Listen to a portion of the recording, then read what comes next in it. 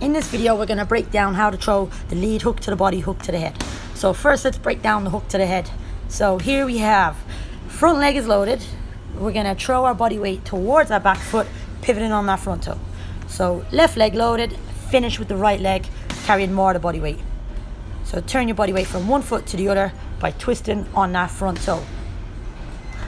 Okay, so next we'll get into that body hook. Now, on the hook to the body, that lead side, same again, you're still loaded off that left foot, but you're only going to drive your hip forward and kind of stay loaded on the left side. So you don't want to throw your body weight all into your back foot. You want to stay loaded, squeeze your hip in, squeeze the glutes, and then you reset back to that position.